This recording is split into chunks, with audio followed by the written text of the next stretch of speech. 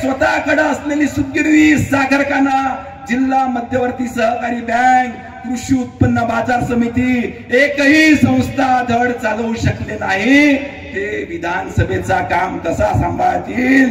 आज या ठिकाणी वर्धा मतदारसंघात गुंडाराज नको असून वर्धेला काम करणारा कार्यकर्ता हवा आहे. त्याच्यामुळे येणाऱ्या 20 तारखेला आपण सर्वांनी कमळाची बटन दाबून आशीर्वाद द्यावा.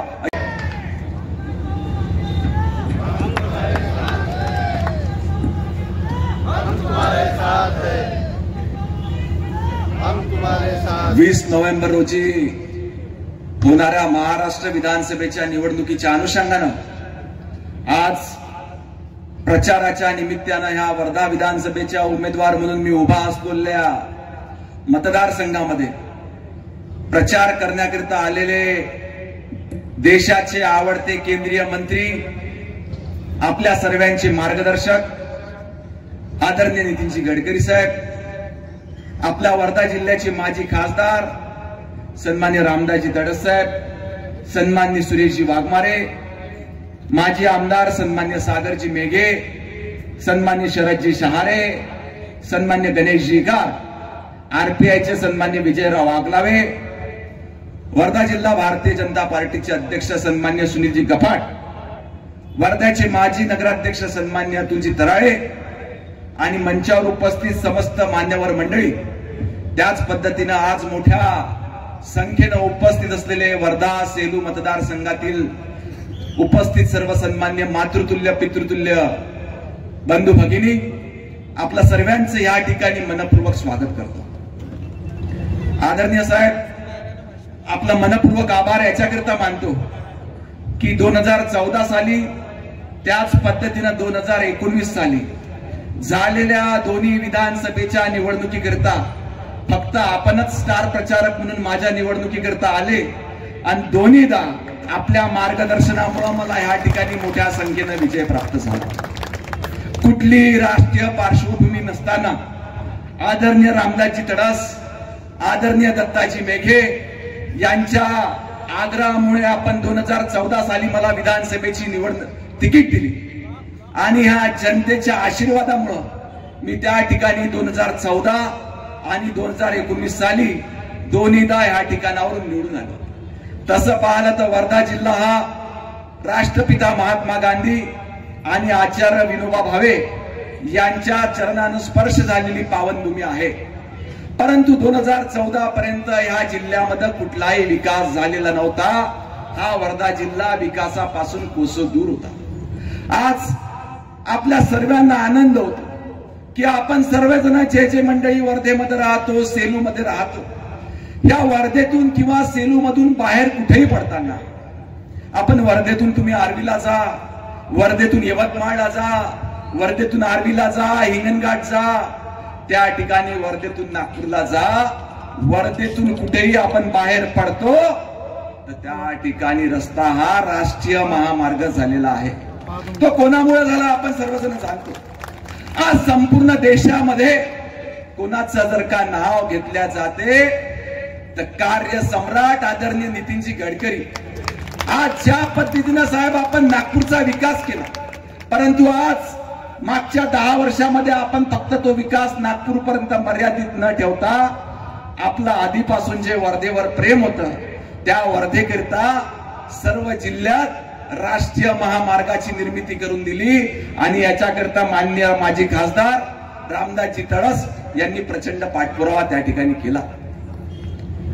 2014 साली जेव्हा केंद्रात आणि राज्यात भारतीय जनता पार्टीचं सरकार आलं, राज्यामध्ये माननीय देवेंद्रजी फडणवीस मुख्यमंत्री झाले, जिल्ह्याचे पालकमंत्री म्हणून सुधीरजी मुनगंटीवार यांच्याकडे त्या ठिकाणी पालकमंत्री पद आलं आणि तात्काळ 2015 साली या दोघांनी वर्धा सेवाग्राम पवनार वर्धा विकास आराखडा केला आणि अनेक कामं 265 कोटी रुपयाचे विकास कामं आणि सौंदर्यीकरणाचे कामं या वर्धा आणि पवनार मतदारसंघामध्ये त्या ठिकाणी करण्यात आले.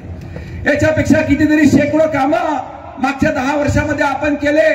आपल्या सांगण्यास आनंद होतो की ज्या परिसरामध्ये आपण बसलोय त्या रामनगर लीजचा परिसर, ह्या भूखंडाचं लीजचं नूतनीकरण 1991 पासून प्रलंबित होतं. परंतु भारतीय जनता पार्टीचं सरकार आलं, आदरणीय देवेंद्रजींनी पुढाकार घेतला आणि 30 वर्षाकरिता त्याचं रिन्युअल करण्यात आलं. म्हणजे 1991 पासून 21 पर्यंत करण्यात आलं. दुर्दैवानं मधात 2 वर्ष महाराष्ट्रामध्ये सरकार नव्हती. 21 मध्ये पुन्हा 30 वर्षाकरिता रिन्युअल करायचं होतं, परंतु काँग्रेसची मानसिकता नव्हती. त्यांनी ते रिन्युअल केलं नाही. त्याच्याकरिता वर्धेतल्या आणि रामनगरच्या जनतेला 2 वर्ष पुन्हा वाट पाहावी लागली. आणि 2023 साली पुन्हा जेव्हा राज्यामध्ये महायुतीचं सरकार आलं, पुन्हा आपण 2021 पासून 2051 पर्यंत याचं रिन्युअल त्या ठिकाणी केलं. त्या ठिकाणी आमच्या वर्धा जिल्ह्यामध्ये मोठ्या प्रमाणात आदिवासी बंधू भगिनी राहतात. या ठिकाणी आदिवासी विकास प्रकल्प कार्यालय वर्धेचं त्या ठिकाणी नागपूरला होतं. जिल्ह्यातल्या सर्व आदिवासी बांधवांना त्यांचं काम करण्याकरता नागपूरला जावं लागत होतं. आपण सतत शासनाकडे पाठपुरावा केला आणि या वर्धा जिल्ह्यातल्या आदिवासी बंधू भगिनींचं काम इथं होण्याकरता वर्धेत स्वतंत्र असं आदिवासी प्रकल्प कार्यालय मंजूर केलं.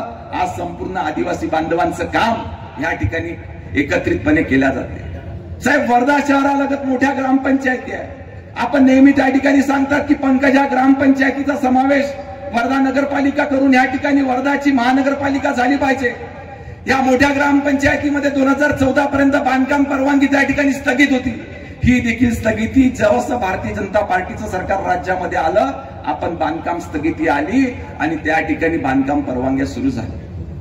या ठिकाणी आरोग्याच्या चांगल्या सुविधा आदरणीय दत्ताभाऊंच्या मार्गदर्शनात आणि आदरणीय सागरजींच्या मार्गदर्शनात सावंगीचं रुग्णालय, सेवाग्रामचं रुग्णालय यांच्या मार्गदर्शनात चांगल्या पद्धतीने चालतं. आपण सर्वांनी कोरोना काळात बघितलं की फक्त वर्धेची सेवा नाही तर सावंगीच्या रुग्णालयामध्ये यवतमाळ, चंद्रपूर, अमरावती, नागपूर वरून देखील पेशंट या ठिकाणी यायचे आणि अतिशय उत्कृष्ट अशी सोय या सावंगीच्या रुग्णालयाद्वारे आपल्याला त्या ठिकाणी मिळालं. परंतु ग्रामीण भागामध्ये देखील त्या ठिकाणी लहान लहान प्राथमिक आरोग्य केंद्राची गरज होती. रामदास तडस साहेबांनी सांगितलं की हिंगणी सारखं मोठं गाव जे जंगलाला लागून होतं, इतक्या वर्षात त्या ठिकाणी प्राथमिक आरोग्य केंद्र नव्हतं. आपण त्या ठिकाणी विशेष बाब म्हणून मंजूर केलं आणि 14 कोटी रुपयाचं प्राथमिक आरोग्य केंद्र आपण त्या ठिकाणी हिंगणीला तयार केलं. आज फक्त हिंगणी पुरतं मर्यादित न राहता वर्धा शहरालगतच्या पिंपरी मेघे, सिंधी मेघे, बोरगाव मेघे, सावंगी मेघे, सातोडा अशा ज्या मोठ्या ग्रामपंचायती आहे याच्याकरिता देखील 5 नवीन प्राथमिक आरोग्य केंद्र आपण त्या ठिकाणी मंजूर करून आणले. असे अनेक विकासाचे कामं आदरणीय साहेब आपण, कारण शिकवणच आम्हाला विकासाची दिली. आपली ओळख देखील विकास पुरुष म्हणून संपूर्ण भारत देशामध्ये आहे. आम्ही जेव्हा जेव्हा महाराष्ट्राच्या बाहेर कधी फिरायला जातो तर त्या ठिकाणी कुठल्याही टॅक्सी ड्रायव्हरला सांगितलं, जर का कोणी विचारलं की आप कहां से हो, आम्ही जेव्हा सांगतो की हम वर्धा से है. वर्धा कहां पे? तो नागपूर में. नागपूर हो गडकरी साहेब बना असं म्हणते की नाही? सांगा तुम्ही सर्वजण, म्हणते की नाही? तर अशी ओळख आदरणीय गडकरी साहेबांमुळे आपल्या नागपूरची, विदर्भाची, वर्धेची झालेली आहे. साहेब, मी आपणास विनंती करतो, आपल्या नेतृत्वात या ठिकाणी वर्धा जिल्ह्यामध्ये सिंधी रेल्वे ते ड्रायपोर्टची निर्मिती होते. कारण या ठिकाणी मागच्या अनेक वर्षापासून मोठे उद्योगधंदे आलेले नाही, परंतु आपण पुढाकार घेतला आणि ड्रायपोर्टची निर्मिती त्या ठिकाणी होणार आहे. हा सिंधी रेल्वे माझ्या सेलू तालुक्यामध्ये येतो. त्याच्यामुळे वर्धा, सेलूतल्या अनेक युवकांना त्या ठिकाणी रोजगार, त्याच पद्धतीनं स्वयंरोजगाराच्या संधी मिळणार आहे. आपण याची गती वाढवावी आणि लवकरात लवकर सिंधी रेल्वेचा हा ड्रायपोर्ट त्या ठिकाणी कार्यान्वित करावा. त्याच पद्धतीनं साहेब आपण राष्ट्रीय महामार्ग तयार करून वर्धेला एक वेगळं स्थान त्या ठिकाणी देशाच्या नकाशावर आणून दिलं. आज वर्धा शहरातली एक क्लिष्ट अडचण होती, बजाज चौकातला उड्डाण पूल. मागच्या अनेक वर्षापासून त्या ठिकाणी लोकांची मागणी होती, कोणी त्या ठिकाणी मंजूर करत नव्हतं. आदरणीय रामदास तडस साहेबांनी सतत पाठपुरावा केला आणि आपण बजाज चौकातला उड्डाण पूल मंजूर केला. कामही सुरू झालं, परंतु रेल्वेच्या तांत्रिक अडचणीमुळे साहेब याचं काम त्या ठिकाणी रेंगाळलं. परंतु पुन्हा एकदा आपल्याच त्या ठिकाणी मी भेटलो, आपण त्या ठिकाणी सूचना केल्या, काम त्या ठिकाणी सुरू आहे. परंतु लवकरात लवकर हा लोकांकरिता त्या ठिकाणी कार्यान्वित व्हावा असे आदेश आपण द्यावं व जातीनं त्या ठिकाणी लक्ष घालावं अशी कळकळी वर्धेच्या जनतेच्या वतीनं मी आपणास या ठिकाणी करतो। येणाऱ्या काळामध्ये वर्धा शहराचं महानगर म्हणून ओळख झाली पाहिजे, याच्याकरता देखील आपलं सहकार्य त्या ठिकाणी लागणार आहे। आपल्या सर्वांचा जास्त वेळ न घेता आपण सर्वजण इतक्या मोठ्या संख्येने या ठिकाणी उपस्थित झाले, याच्याकरता आपला आभार मानतो। त्याच पद्धतीनं मागच्या 10 वर्षामध्ये जे कामं केले त्या कामाची पावती म्हणून येणाऱ्या 20 तारखेला आपण त्या ठिकाणी मतदान करावं। मी कधीही कोणाच्या विरोधात बोलत नाही, परंतु आपल्या जिल्ह्याला ज्या पद्धतीनं परमपूज्य राष्ट्रपिता महात्मा गांधी आणि आचार्य विनोबा भावे यांची पार्श्वभूमी आहे, त्याच पद्धतीने या जिल्ह्यामध्ये आदरणीय स्वर्गीय बापूरावजी देशमुख आणि प्रमोदजी शेंडे यांनी देखील अतिशय महत्वाचं सहकार क्षेत्र या ठिकाणी उभं केलं होतं। परंतु पुढची पिढी त्या ठिकाणी आली आणि आमच्या जिल्ह्याचं संपूर्ण सहकार क्षेत्र त्या ठिकाणी डुबीत काढलं।